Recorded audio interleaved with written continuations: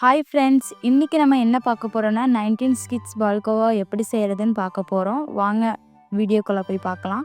அதுக்கு தேவையான பொருள்: ஒரு பவுல் பொட்டுக்கடலை, ஒரு பவுல் சர்க்கரை, 3 ஏலக்காய். பொட்டுக்கடலை நல்லா மிக்சியில் போட்டு அரைச்சிக்கணுங்க. ஏலக்காய் அது கூட போட்டு நான் 3 ஏலக்காய் சேர்த்துருக்கேன். நல்லா அரைச்சிக்கணும். இந்த மாதிரி நல்லா அரைச்சிக்கணும். அரைச்சதுக்கப்புறம் ஒரு பவுலில் சர்க்கரை எடுத்து வச்சுருப்போம். அந்த பவுல் ஃபுல்லாக சர்க்கரை எடுத்து கொட்டிக்கணும்.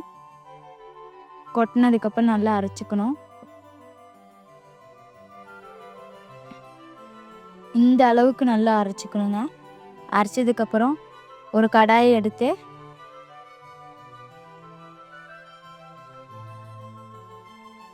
ரெண்டு ஸ்பூன் நெய் ஊற்றிக்கணும்.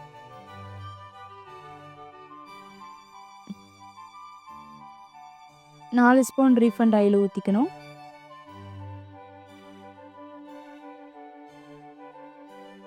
ஊற்றுனதுக்கப்புறம் நம்ம அரைச்சி வச்சுருந்த பொட்டுக்கடலை மாவு கொட்டிக்கணும். கொட்டி நல்லா கலரி விடணுங்க. நல்ல கலரி விடணும். லோ சிம்மில் வச்சு நல்லா கலரி விடணும். இந்த மாதிரி அடி பிடிக்காமல் பார்த்துக்கணும். அடி பிடிக்காமல் பார்த்து நல்லா கலரி விடணும். நல்ல கலரி விடுங்க.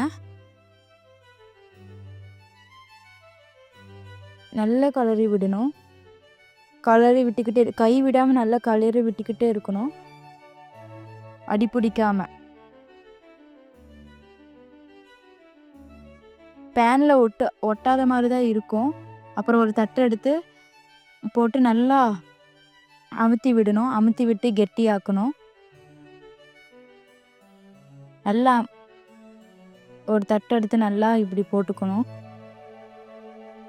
அடி பிடிக்காமல் கலரி விட்டு இந்த மாதிரி போட்டுக்கணும். இப்படி தான் அமுத்தி அமுத்தி கெட்டியாக்கணும். நல்லா அமுத்தி கெட்டியாக்கணும்.